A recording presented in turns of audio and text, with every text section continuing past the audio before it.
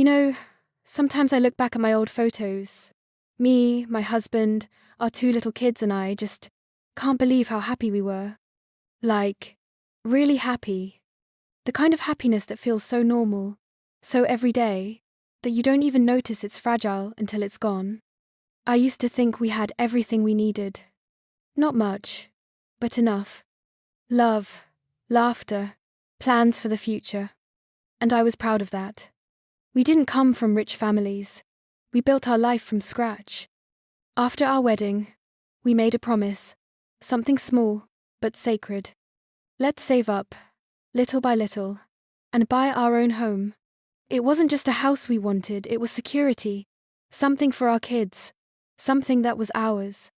And for a long time, that dream kept us going. My husband worked 2 jobs some months.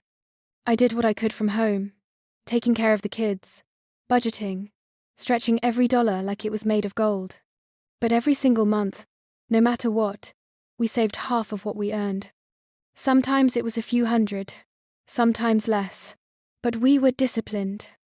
And we didn't keep the money in a bank. We gave it to my mum. Yeah, I know what you're thinking. Why? Trust me, I've asked myself that question 1,000 times since. But back then, it made sense. My mum was always the responsible one, the kind of woman who could make $10 stretch like 100.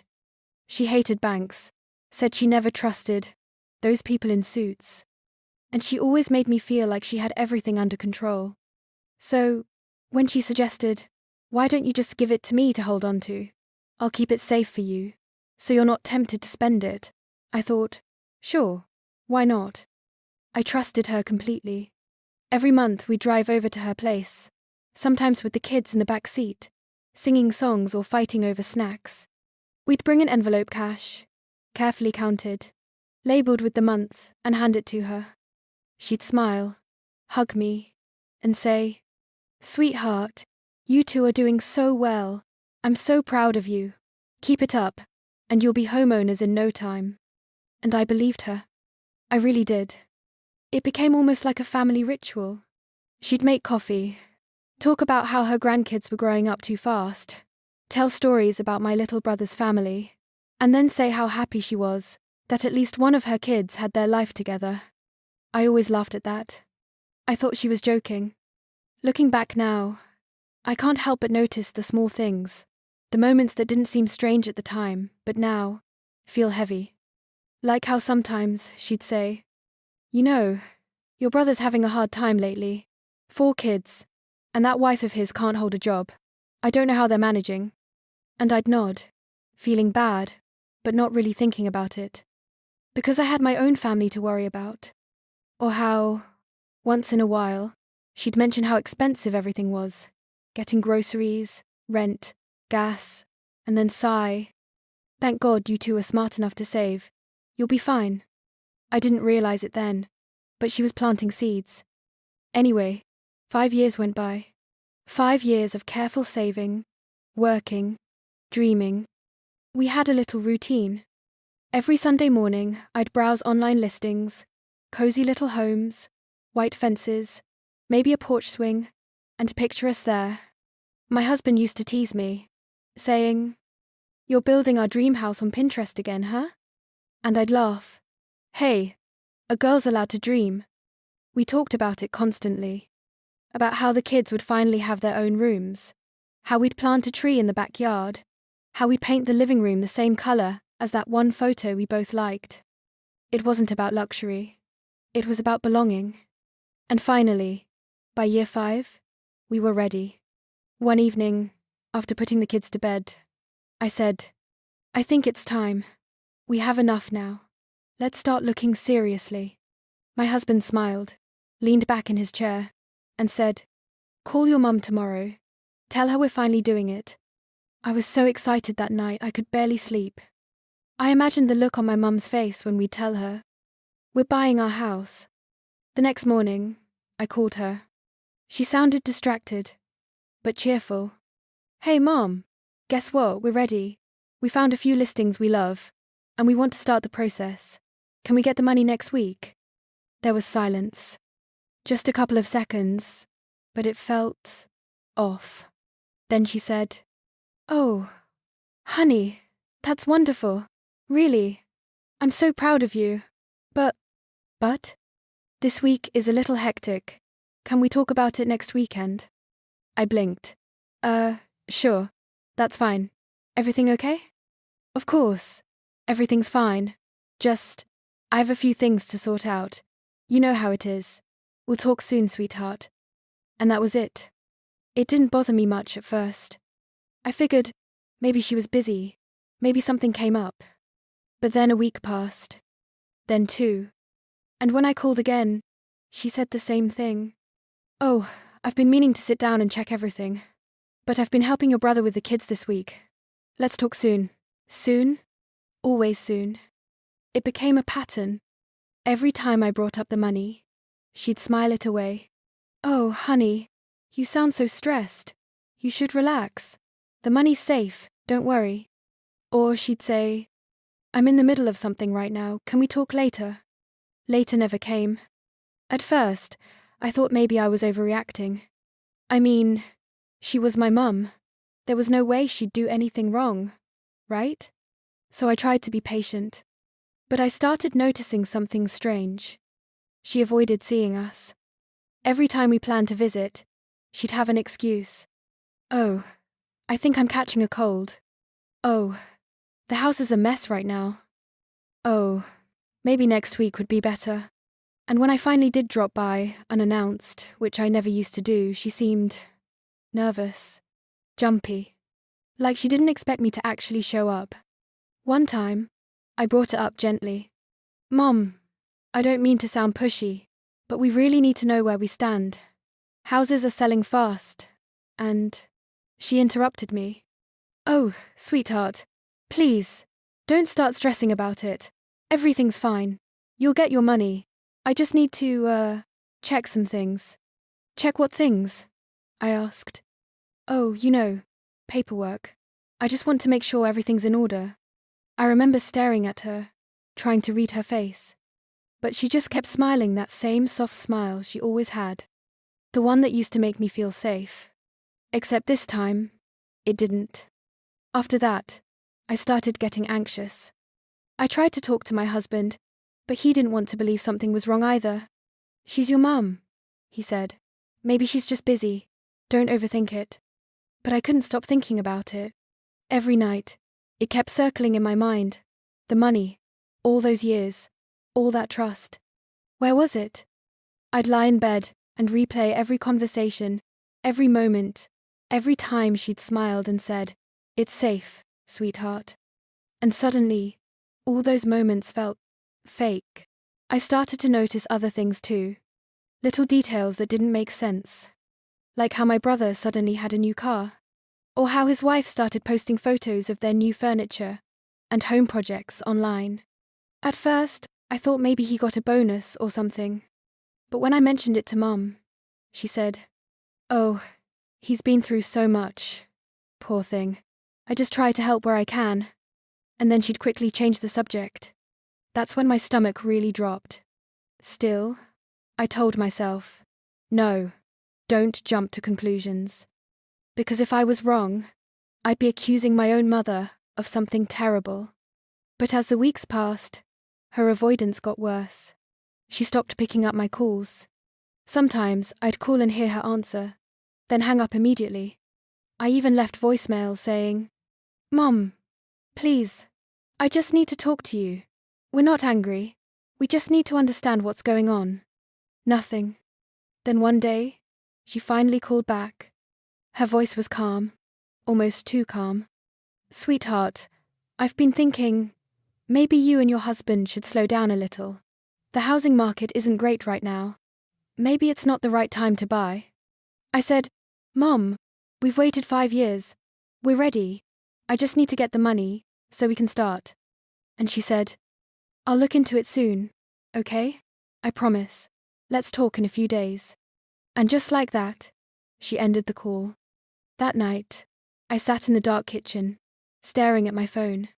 And for the first time in my life, I felt something I'd never felt toward my mother before. Fear.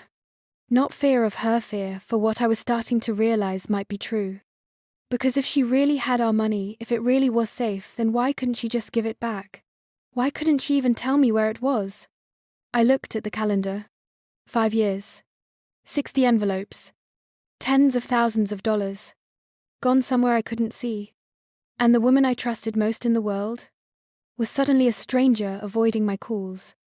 It took me a week to work up the courage to go see her. A full week of sleepless nights, overthinking, pacing around the kitchen at 2 a.m, whispering to myself, maybe it's all fine. Maybe she's just confused. Maybe I'm the crazy one. But deep down, I already knew something wasn't right. So that Saturday, I packed the kids in the car, dropped them off at my sister-in-law's, and told my husband, I'm going to Mom's.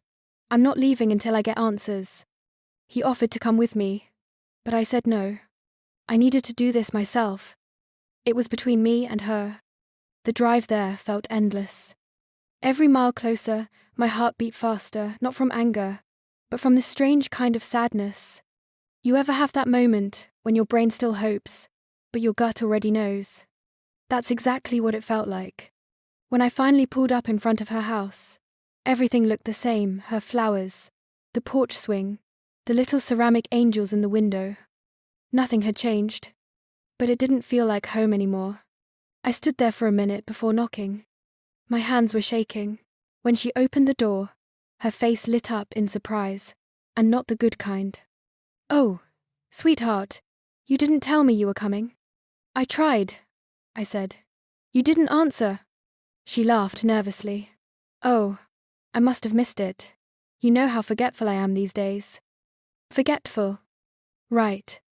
She let me in, and everything looked normal. Too normal. The smell of coffee, the sound of the TV, family pictures on the wall. If you didn't know better, you'd think it was just another visit. But I couldn't relax. I sat on the couch, trying to steady my voice. Mum, we need to talk. She froze for a second, then smiled like nothing was wrong. Sure, sweetheart. What's going on? You know what's going on, I said quietly. The money. We need it. You've been avoiding this for weeks. Her smile faded a little, but she kept her voice calm. Oh, honey, don't make it sound so serious. I told you everything's fine. I've just been busy. Busy with what? I asked. You've had that money for 5 years. We just need to get it back now. That's all. She looked away, fiddling with her mug. I just haven't had a chance to, organize it properly. You know how I keep things, it's not all in one place. That sentence hit me like a rock. Not all in one place? What does that mean? Oh, relax, she said quickly. I just mean I've moved some of it around. Here and there, to make sure it's safe. Safe where, Mom? She didn't answer. That silence, that tiny pause, it was louder than any words. I felt something twist in my stomach. I tried again, softer this time. Mom, please, just tell me where it is. We're not mad.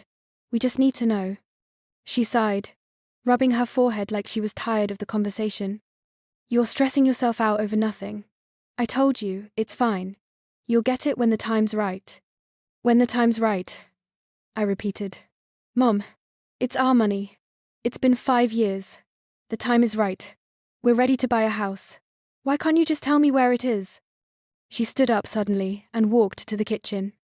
Do you want coffee? She asked. Coffee. Like we were having a casual chat. I sat there on the couch, frozen. My throat felt tight. Mom, I said quietly, please don't do this. She poured herself a cup and sat back down, not meeting my eyes. You know your brother's been struggling, right? I blinked. What does that have to do with anything? She shrugged, still not looking at me. Well, life's hard. He's got 4 kids, and things haven't been easy for him. You're lucky you've got a stable marriage, good kids, a roof over your head. He hasn't had that. Something inside me went cold. Mom, what are you saying? She looked up then, forcing a smile. I'm not saying anything, sweetheart. I'm just reminding you that family helps each other. You've always been the responsible one. You've always had things under control. I stared at her, my mind racing. Was she trying to tell me what I thought she was telling me? No. No, she couldn't have. I leaned forward, my voice shaking. Mum, please, just be honest with me. Did you use the money? Her eyes darted away again. Then came that familiar sentence, the one I'd started to hate. Let's talk about this later. Okay? Not now. You're tired. I'm tired. We'll sit down another day. I'll show you everything. Another day? I said. Mom, I've been asking for weeks. You keep pushing it off. Just tell me the truth. Did you give our money to someone else? Her face tightened. Watch your tone, she snapped. You're speaking to your mother. I froze. I hadn't heard her speak to me like that since I was a teenager. For a few seconds, neither of us said anything. The room felt heavy, like the air itself was thick with secrets. Finally, I said quietly, I'm not trying to disrespect you, but this is serious. We worked for that money. Every single dollar. We trusted you with it. Her eyes glistened for a moment, and for a second I thought she was going to cry.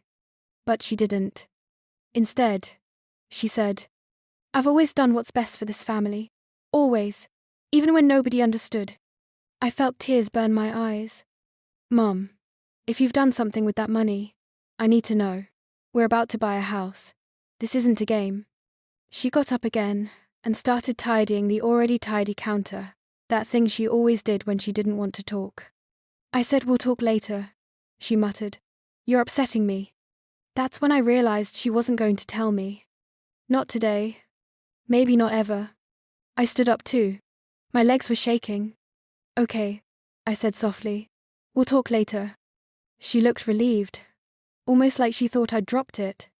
But inside, I was breaking. Because I knew now. Even if she didn't say it out loud, I knew. Something was gone. Something I could never get back. On the drive home, I couldn't stop replaying everything.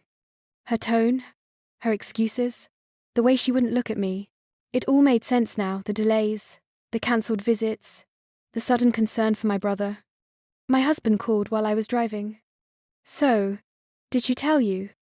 I wanted to say yes. I wanted to say everything was fine. But the words wouldn't come. Instead, I said, she just wants to talk later. He sighed. So, nothing new? Nothing, I whispered. That night, I sat alone in the living room, staring at the photo of my mum, holding our first baby. She looked so proud, so warm. And all I could think was, how did we get here? How do you lose trust in the person who taught you what trust even means? It's strange how fast love can turn into confusion, confusion into fear, and fear into anger. By midnight, I was crying, not just from sadness, from the sheer helplessness of it all. I kept whispering, she wouldn't do this to me. She wouldn't. But another voice, quieter, sharper, kept answering back. Then why can't she look you in the eye? For the next few days, I tried calling again. No answer. Texted her nothing. Then, one night, I got a short message. Please stop calling. I'll reach out when I can. That was it. No explanation, no comfort, just that one line. I sat there, staring at the screen, realizing that my own mother, the woman I trusted with everything, was now avoiding me completely. You know what's the worst part? It wasn't even the money. It was the betrayal. That slow, quiet unraveling of something you thought was unbreakable. The next morning, I told my husband everything. Every look, every pause, every excuse. He didn't say much, just rubbed his face and whispered, "Oh my God." We sat in silence for a long time. Then he said the one thing I didn't want to hear. You know what this means, right? We have to find out the truth, whether she likes it or not. And I nodded. Because deep down, I already knew. The time for hoping was over. Now it was time to find out what she had done. I didn't sleep the night before. I just sat there, watching the clock, feeling that strange mix of fear and fury building in my chest. It had been 3 weeks since I last saw her. 3 weeks of silence. 3 weeks of pretending I could still hope, even though I already knew what the truth probably was. Finally, I looked at my husband and said, "I can't do this anymore. We're going over there tomorrow. Together." He didn't even argue. He just nodded. I think he was as tired as I was tired of wondering, tired of waiting, tired of pretending this was still fixable. The next morning, we drove in silence. No music, no small talk, just the sound of the tires on the road and my heartbeat pounding in my ears. I remember looking out the window and thinking, this is the drive that's going to change everything. Because no matter what happened, there was no going back after this. When we pulled up to my mum's house, I saw her curtains move. She'd seen us. And for a second, I thought she might not open the door. But she did. Her face was pale, her eyes tired, like she hadn't slept either. "Sweetheart," she said, forcing a smile. "What a surprise." "Mom," I said flatly. "We need to talk. Now." Inside, everything looked exactly the same. Same old smell of coffee, same framed pictures, same quiet hum of the fridge. It was almost cruel how normal it felt. My husband stood beside me, silent, arms crossed. I could feel his anger not loud, but simmering, like a storm that's about to break. "Please, sit," my mum said softly, gesturing to the couch. I didn't sit. Neither did he. "Mum," I said, "we're not here for coffee. We need to know what's going on with the money." She looked down, picking at her hands. "I told you. Everything's fine. I just..." "Stop," I said. My voice cracked. "Stop saying that. It's not fine. You've been avoiding me for weeks. Just tell us the truth." She opened her mouth, but no words came out. Then she looked at my husband and something changed in her face. Guilt. Fear. She looked smaller somehow. "Finally," she said, almost whispering. "I didn't mean for things to get so... complicated." "Complicated?" my husband said, his voice sharp. "You took our savings. You had one job to hold on to it. How does that get complicated?" "Please," she said quickly, "don't raise your voice in my house." "Then tell us where it is," I said. My hands were shaking. "Where's the money, Mum?" She took a deep breath. And then, finally, she said it. "I helped your brother." The room went dead silent. At first, I didn't even understand what she meant. "Helped him how?" I asked slowly. She looked at me like it was obvious. "He was struggling. You know that. 4 kids, barely making ends meet. His wife lost her job. They needed help." I stared at her, numb. "So you gave him our money?" She hesitated. "Not all of it. Just enough to help them get on their feet." My husband let out a bitter laugh. "Enough? You mean 5 years of our savings? Don't exaggerate," she snapped, suddenly defensive. I did what any mother would do. I couldn't believe what I was hearing. I took a step back, like the air had been sucked out of the room. "You took the money we gave you to save for our home," I said quietly. "You promised to keep it safe. Every month, you said it was untouched." Her eyes filled with tears. "I didn't lie. Things got out of hand. He said it was just a loan. He promised to pay it back." "Does he even know it was our money?" my husband asked. She didn't answer. That silence told me everything. My own brother didn't even know. She had made it seem like it was hers. I felt my knees go weak. I sat down, staring at the floor. The room was spinning, and all I could hear was her voice echoing in my head. "Don't worry, sweetheart. It's safe. Safe. Right." I looked up at her. "How could you do that to us?" Tears spilled down her face. "You don't understand. He needed me. They would have lost their home. The kids." "And what about our kids?" I snapped. "What about the home we were trying to buy for them? We trusted you, Mom. We believed you." "I did what I thought was right," she cried. "You two were doing fine. You always are. But your brother..." "Stop," I shouted. "Stop making excuses. You chose him over us. You didn't even tell us. You just took everything." For a moment, the only sound was my own breathing. Harsh, uneven, like my lungs couldn't keep up with my anger. Then my husband said quietly, "How much is left?" She froze. His voice was calm, but deadly. "How much, Mary? Tell us the truth." She looked at me, then at him. And in that instant, I saw it the truth, plain as day. There was nothing left. She didn't have to say it.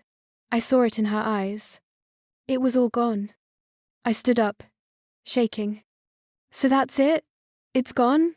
All of it?" "I'm so sorry," she whispered. I really thought I could make it right before you needed it. But then things got worse for them, and you just kept giving." I finished for her. She nodded, crying. I don't even remember what I said next. I think I laughed. Or maybe it was some horrible mix of laughing and crying. I just remember the sound raw and broken. "You destroyed everything," I said. "Do you even realize that? You didn't just take our money. You took our trust, our future." "I'm your mother," she said softly, almost pleading. "I was just trying to help my children." "You didn't help us," I said. "You betrayed us." My husband grabbed my hand, trying to pull me toward the door, but I couldn't move. I just stood there, staring at her, trying to find some trace of the woman I used to love and admire. All I saw was a stranger. Before we left, she said quietly, "Please, don't tell anyone. Your brother doesn't need to know. It would destroy him." I turned around slowly. "You're asking me to lie? After everything you did?" She nodded, tears still streaming down her face. "Please, sweetheart. You're stronger than he is. You can handle this." That was it. That was the moment something inside me broke for good. We walked out. I didn't slam the door. I didn't yell. I just walked. Because if I'd stayed one more minute, I think I would have screamed. When we got in the car, I stared out the window, numb. The world outside looked the same trees, same sky, same everything, but for me, everything had changed. My husband finally spoke. "So, that's it. It's gone." I nodded. He was quiet for a long time, then said, "You know we can't just let this go, right?" I didn't answer, because I didn't even know what letting go meant anymore. That night, I sat on the floor of our living room, surrounded by bills and notebooks, all those years of planning, saving, dreaming, and I cried. Not just for the money, but for the loss of something far worse, trust. I kept thinking, she must have loved him more. That's the only explanation. But even that hurt to think, because no matter how angry I was, she was still my mother. And part of me still wanted to believe there was some reason that made sense. But there wasn't. In the days that followed, I tried to keep going. Work, kids, daily life, all while pretending everything was fine. But every time I saw her name pop up on my phone, I felt sick. She tried calling once or twice. I didn't answer. Then she stopped. And just like that, the silence began. That deep, heavy silence between a mother and daughter who once told each other everything, now separated by one unforgivable secret. I wish I could tell you that I forgave her, that we found a way to fix it. But that would be a lie. Because some betrayals don't just break you, they change the way you see the world. And as much as it hurt to admit it, my mother wasn't the person I thought she was anymore. I kept her secret for 3 weeks. 3 long, miserable weeks of pretending everything was normal. Smiling at work, cooking dinner, helping the kids with homework, all while this storm was raging inside me. I didn't tell anyone. Not my sister-in-law, not my friends, not even my husband's parents who'd been asking how the house plans were going. I just said, "We're figuring things out." But every time I saw my mum's face in a family photo, every time I thought about how easily she'd said, "Don't tell anyone," I felt sick. I knew it wasn't right. And the worst part? The longer I kept her secret, the more it felt like I was helping her hide what she'd done. One night, my husband said quietly, "You can't carry this forever." I didn't answer. "You think you're protecting her," he said, "but you're just letting her keep control. She took everything from us, and now she's taking your peace too." He was right. I knew he was right. But telling the truth meant breaking the family apart. It meant being the one who started drama. And I already knew how that story ends, because in our family, truth is messy, and the one who speaks up always gets blamed. Still, I couldn't stay quiet anymore. The next weekend, we were invited to a family barbecue, one of those big, noisy gatherings, with all my aunts, uncles, cousins, everyone. Normally, I'd love it. But that day, I felt sick just driving there. I told my husband, I'm going to tell them today. He just squeezed my hand and said, whatever happens, I've got you. When we got there, everyone was laughing, eating, talking. Kids running around, the smell of grilled meat in the air, everything looked perfect. Except it wasn't. Because she was there too. My mom.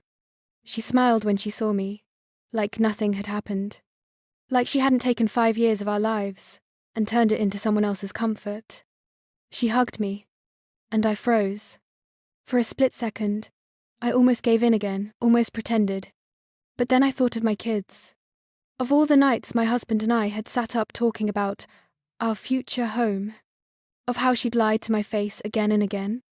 And I knew, no more lies. It started small. My aunt asked how the house hunt was going.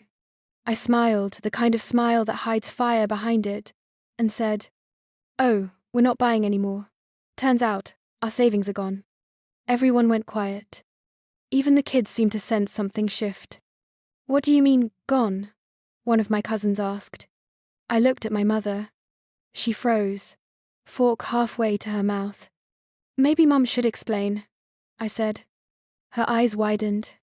She shook her head slightly, silently begging me not to. But it was too late. I told them everything. Every single detail. How we trusted her with the money. How she'd avoided my calls. How she finally admitted that she gave it all to my brother, the baby of the family, the one who always needed rescuing. You could feel the air change. It was like dropping a bomb in the middle of the table. For a moment, no one spoke. Then the whispers started. The looks. The no. That can't be true faces. My mum stood up, her hands trembling.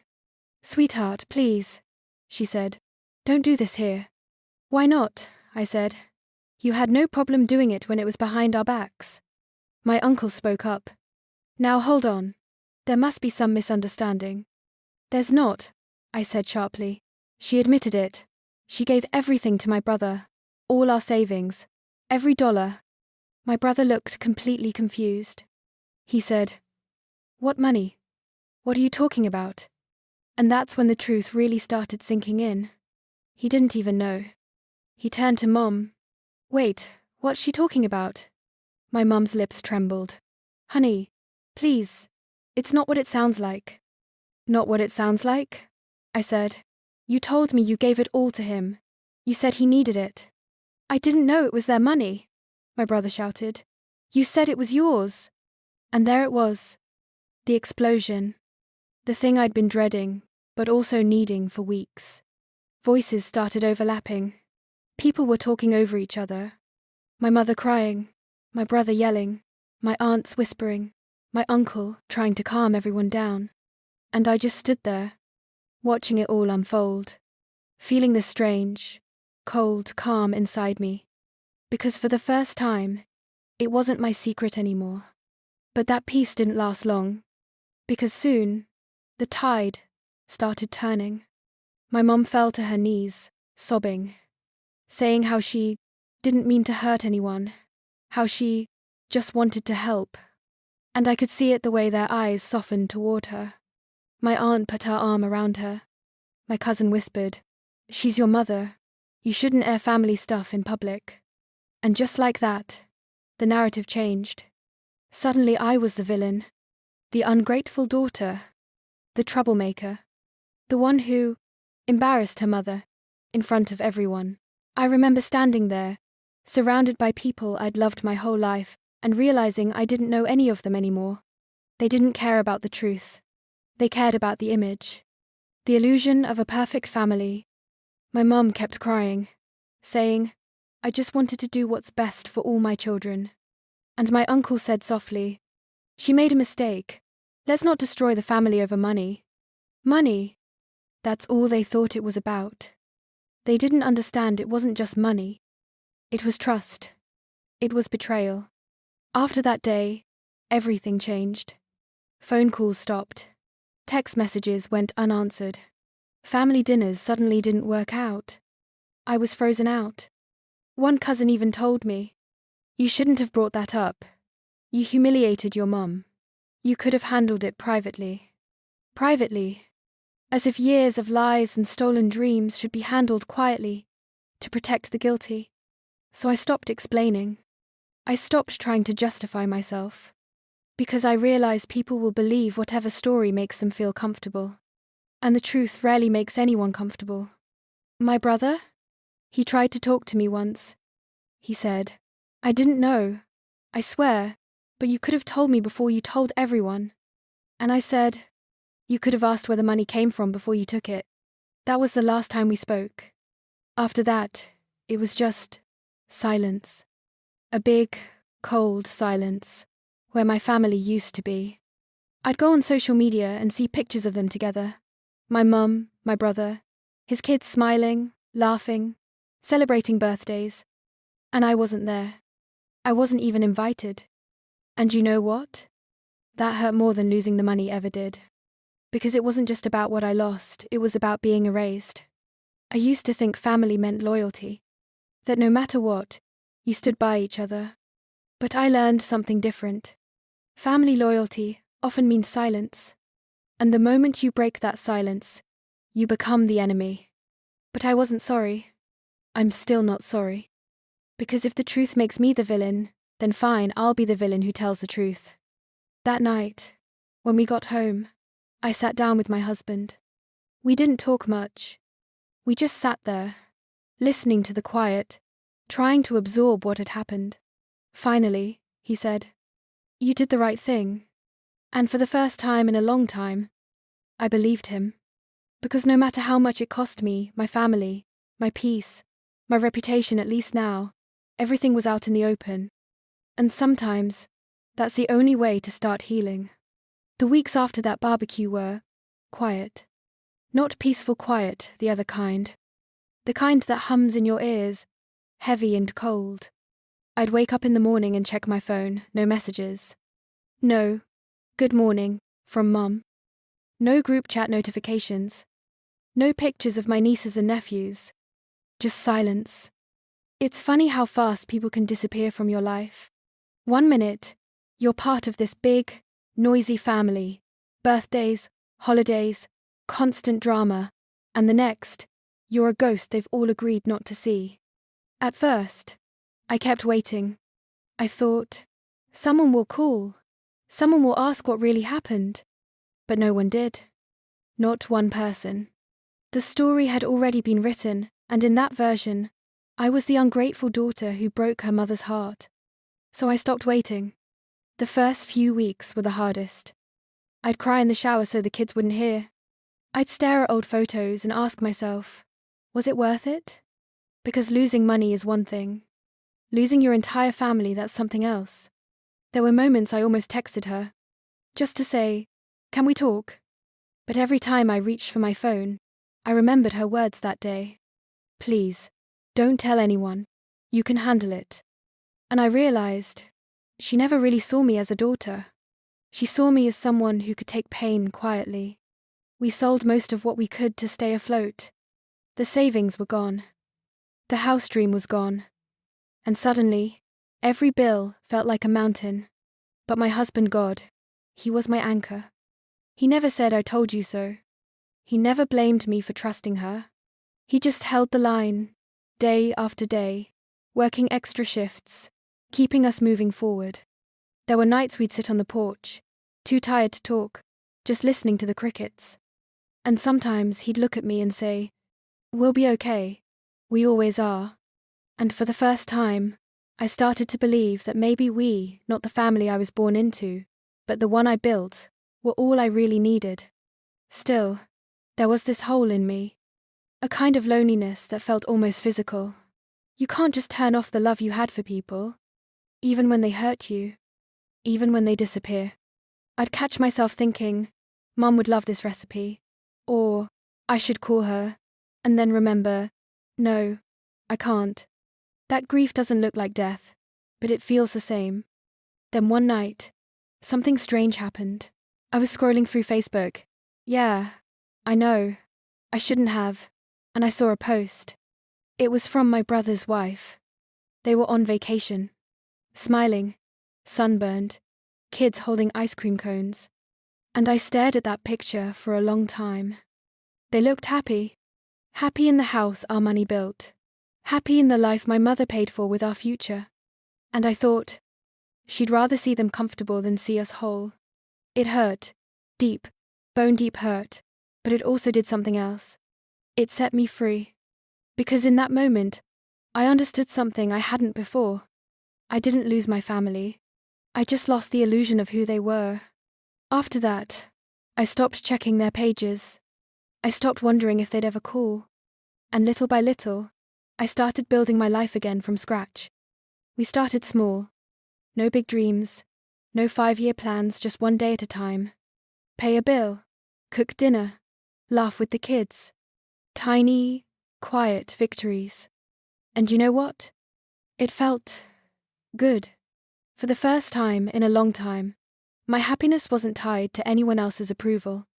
I remember one morning, maybe 2 months later, I was making pancakes with my daughter. She looked up at me, smiling, her hair messy and flour on her nose. And she said, "Mom, are you happy?" I froze, because no one had asked me that in a long time. And I said, "Yeah, baby, I think I am." And I meant it. I started journaling again, something I hadn't done since before the wedding. Every night, I'd write about the day, about what I was grateful for. It started small. The kids laughed today. We paid rent on time. The sky looked beautiful. But over time, those little things started to mean everything. Because healing doesn't come all at once. It comes in quiet moments, like when you finally go a whole day without thinking about what you lost. My mum called once. Blocked number. I almost didn't answer, but something made me pick up. "Hi, sweetheart," she said, her voice soft, tired. "How are you?" For a second, my heart ached. I wanted to cry, to tell her everything I'd been through, to hear her say she was sorry, really sorry. But she didn't say that. She just said, "I miss you. The house feels so empty." And suddenly I realized she still didn't get it. She wasn't calling to make things right. She was calling because she missed the version of me that kept quiet. So I said, "I'm fine, Mum. Really. We're doing okay." There was a long pause. Then she said, "I'm glad to hear that." And that was it. We said goodbye. I hung up. And I cried, not out of pain, but out of closure. After that call, something in me shifted. I stopped needing her to understand. I stopped needing an apology that was never coming. And once I let go of that, life started to open up again. I went back to school part-time. Started a little side business from home, nothing big, just something that was mine. I made new friends, people who didn't know anything about the drama, who saw me for who I was, not the story others told about me. And slowly, I became proud again. Proud of surviving. Proud of building something from nothing. Proud of not letting bitterness define me. Sometimes I still think about my family. I wonder if they ever talk about me. If my mum ever looks at my picture and feels regret. But I don't dwell on it anymore. Because the truth is, losing them forced me to find myself. To grow up in a way I never had before. To see love not as something I have to earn, but something I can create every day with the people who actually show up. So if you're watching this, and you've been through something like that, if someone you love betrayed you, and it feels like the world ended, listen to me. It didn't. It just began again. You just can't see it yet.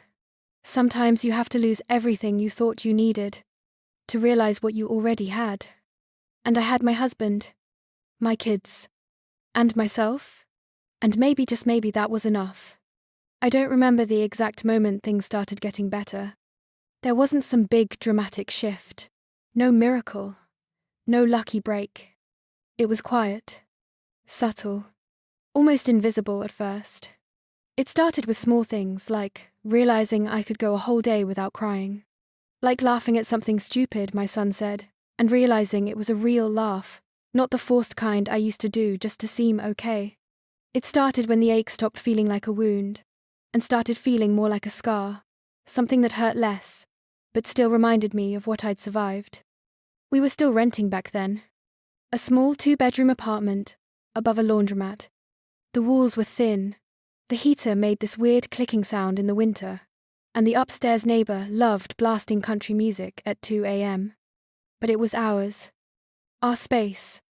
And every corner of it held some kind of memory, even the bad ones that felt earned. I used to look around and think, maybe I don't need a big house to feel at home. Maybe home isn't about square footage. Maybe it's about peace. Still, deep down, I had this dream that wouldn't go away. A little house. Something with a yard where the kids could play. A front porch where I could drink coffee in the morning and finally, feel like I was standing on solid ground again. We didn't talk about it much, my husband and I. After what happened with my mum, saving had become a painful word. But quietly, without announcing it, we started putting a little aside again. Not in someone else's hands. Not in a promise. Just in a plain, boring savings account with our names on it. It wasn't much, $50 here, 100 there, but it was ours. And that meant everything. Around that time, I got a second job. Nothing glamorous, just evening shifts at a local bakery. The pay wasn't great, but I loved it.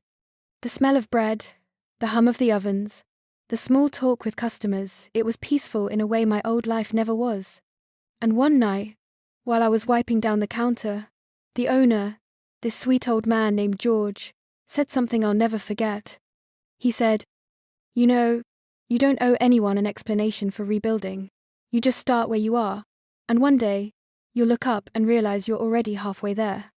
At the time, I smiled politely, but later that night, lying in bed, I realized he was right. Healing isn't about one big step. It's about thousands of tiny, unremarkable ones that eventually take you somewhere new. 2 years later, almost to the day since everything fell apart, we found it. Our house. It wasn't fancy. Just a small, weathered place on the edge of town. White siding, a sagging porch, a creaky screen door.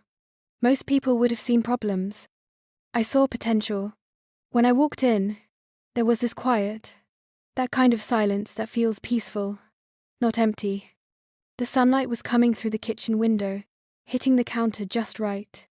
And I don't know why, but I started to cry. Not sad tears. The other kind. The kind that come when your heart suddenly realizes you made it. We didn't have a realtor. We didn't have fancy clothes or big down payments. Just determination. We met the owner, this sweet older lady who'd lived there for 40 years, and she said, "I can tell this house needs a family like yours." And that was it. We signed the papers a month later. The first night in that house was chaos. Boxes everywhere. No Wi-Fi. Kids fighting over who got which room. We ordered pizza and ate it on the floor. There were bugs in one corner, and the bathroom door didn't lock properly. But when the kids finally fell asleep and the house went quiet, I sat in the middle of that empty living room and whispered to myself, "We did it. No mother. No borrowed promises. No one saving for us. Just us." The next morning, I woke up early. The house was cold, the kind of cold that tells you the heater hasn't been used in years, but I didn't care. I made coffee, stepped out onto the porch, and watched the sunrise over our new yard. And for the first time in a long time, I didn't feel like I was surviving. I felt like I was living. My husband joined me a few minutes later, still half asleep, holding his mug. He looked around and said, "It's not perfect." I smiled. "I don't want perfect. I want peace." He nodded, and we stood there together, watching the sky turn gold. Over the next few months, we fixed things little by little. We painted the walls, replaced the old carpet with cheap laminate, hung up drawings the kids made, and called it art. Every nail, every brushstroke felt like reclaiming a piece of myself. It wasn't just a house. It was proof.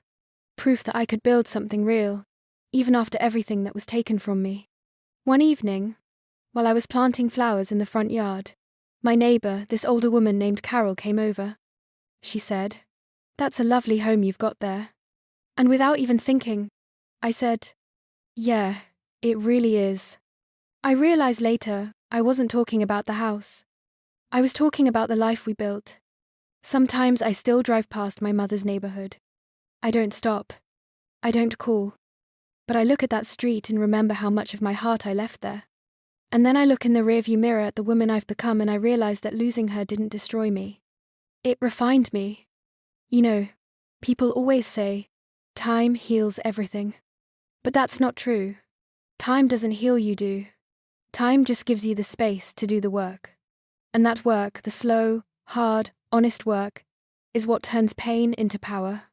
Now, every morning, when I step out onto that porch with my coffee, I feel gratitude.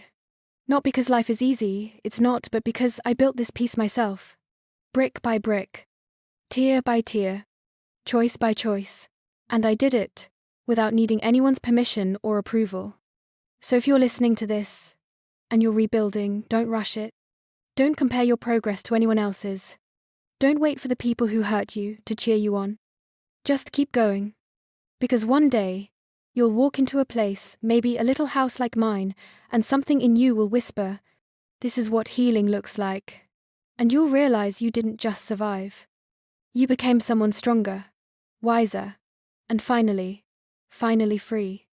It happened on a Tuesday. Funny how life works like that, how the biggest moments can start on the most ordinary days. I wasn't expecting anything. Just another grocery run, another list, another quiet morning in the middle of my peaceful, ordinary life. And then, I saw her. My mother. She was standing near the produce section, looking smaller than I remembered. Her hair was grey now, pulled back in a loose bun. She wore that same kind of sweater she always did, the one that looked hand-knit, a little too big. For a moment, I froze. It was like my body remembered before my mind did.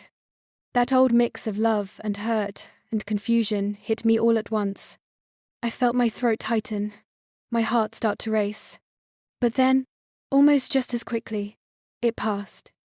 Because right there, in that quiet second between panic and peace, I realized something incredible. I didn't hate her anymore. I didn't even need anything from her. No apology. No explanation. Nothing. I had already moved on, she just didn't know it yet. She didn't notice me at first. She was busy checking apples, holding them up to the light like she used to when I was little. And I stood there watching her, thinking, this is the woman who taught me to love, and the woman who broke me all in one lifetime. I could have turned away. I almost did. But something inside me whispered, "It's okay. You can handle this now." So I walked over. When she finally looked up and saw me, her eyes went wide.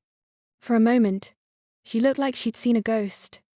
Then, slowly, her expression softened, but there was guilt there, deep and heavy, like it had been sitting in her chest for years. "Hi, Mum," I said. Just that. Simple, calm. She didn't say anything at first. Just stared at me, her mouth opening and closing like she didn't know which words would hurt less. Then she whispered, "You look good." I smiled, because for once, I really did. Not just on the outside. "Thanks," I said. "You too." It wasn't true she looked tired, older than she should have, but it felt like the kindest lie I could offer. We stood there for a moment in that awkward, heavy silence that only family can create. People pushed carts around us, kids laughed in another aisle, and it all felt strangely ordinary, like life had moved on without waiting for us. Finally, she said, "I heard you bought a house." I nodded. "Yeah, we did." "That's good," she said softly, her eyes glistening. "I'm glad." And I believed her. There was so much I could have said. So much I could have thrown at her all the nights I cried. All the times I wished she'd cared enough to tell the truth. All the betrayal. But none of it mattered anymore. Because somewhere along the way, I'd realized that forgiveness doesn't mean letting someone back in. It just means you've stopped letting them live rent-free in your heart. So I asked her, "How's Mark? My brother?" She sighed. Her shoulders slumped the way they used to when she was carrying too much. "He's not doing well," she admitted. "Things didn't work out with his wife. He's been struggling." I nodded slowly.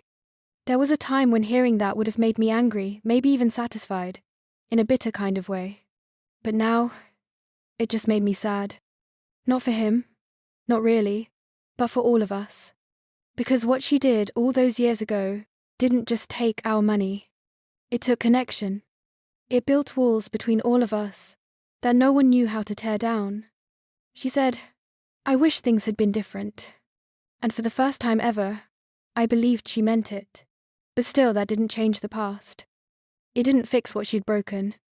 So I just said, quietly, "Me too." Then we stood there a little longer. I could tell she wanted to say more, maybe explain, maybe apologize, but I didn't need it. Because the truth is, sometimes closure doesn't come in words. Sometimes it comes in the quiet understanding that you're finally okay without them. Before I walked away, I said, "I hope you're doing all right, Mum." And I meant it. Not out of guilt, not out of obligation, but because I truly wished her peace. She nodded, tears in her eyes. "You too, sweetheart." That word, sweetheart, used to sting. But this time, it didn't. It just floated in the air, soft and harmless, like an echo from another life. I walked out of that store feeling light. Not happy, not sad, just free. It was like I'd been carrying a heavy box for years, and I finally set it down. When I got home, my kids were in the yard, chasing each other around the little garden I'd planted. My husband was grilling, music playing softly from the kitchen window. I stood there for a moment, watching them, my family, my real family, and thought, this is what love is supposed to feel like. Safe, simple, honest. That night, after everyone went to bed, I sat on the porch again. The air was cool, the stars bright, and I found myself whispering into the night, "I forgive you, Mom." Not because she deserved it, but because I did.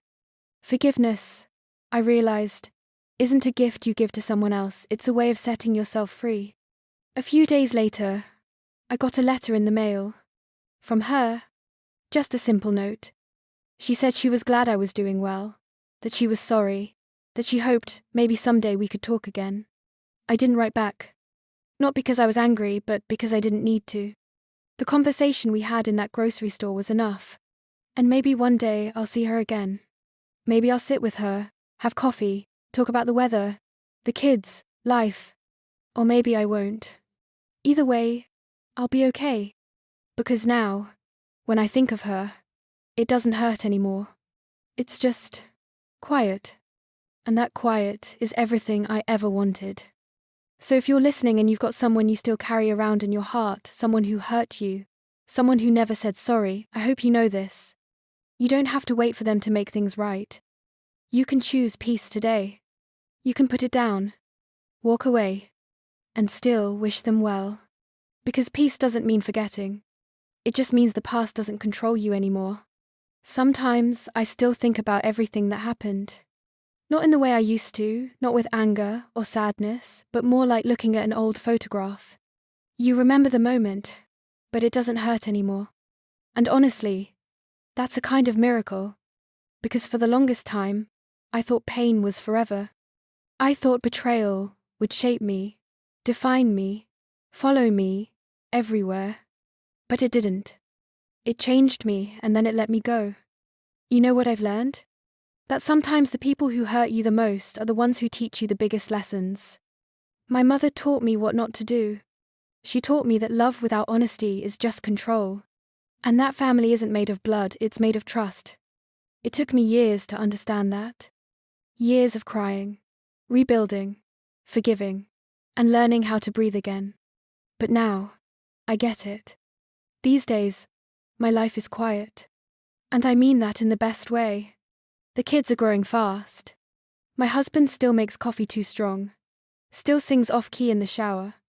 And sometimes, when the sun hits our kitchen just right, I look around and think, we made it. We really made it. Not rich, not perfect, but whole. And that's more than enough. If there's one thing I'd say to anyone listening right now, it's this. Don't let what someone did to you become the reason you stop believing in people. Don't let their mistakes steal your kindness, your trust, your hope. You can set boundaries and still have a soft heart. You can walk away and still wish them well. That's strength, the quiet kind that doesn't need to prove anything. So yeah, my mum and I, we're not close. And maybe we never will be. But I don't carry the bitterness anymore. Because forgiveness isn't about fixing the relationship. It's about freeing your soul. And I finally feel free. I guess that's the ending of my story. Not dramatic. Not cinematic. Just real. A woman who lost a lot money, trust, family, but found herself along the way. And if my story taught me anything, it's that peace doesn't come when life is perfect. It comes when you stop chasing what's gone and start loving what's still here. So if you're still healing, still wondering if it'll ever stop hurting, it will. One day, you'll wake up, make your coffee, look around, and realize you don't feel broken anymore. You'll just feel you. And that's the most beautiful kind of ending there is. If my story touched you, share it. Someone out there might need to hear it too. And if you've ever lost trust but found yourself again, hit that like button, subscribe, and tell me in the comments what your peace looks like. Because maybe, together, we can remind the world that even after betrayal, love still wins.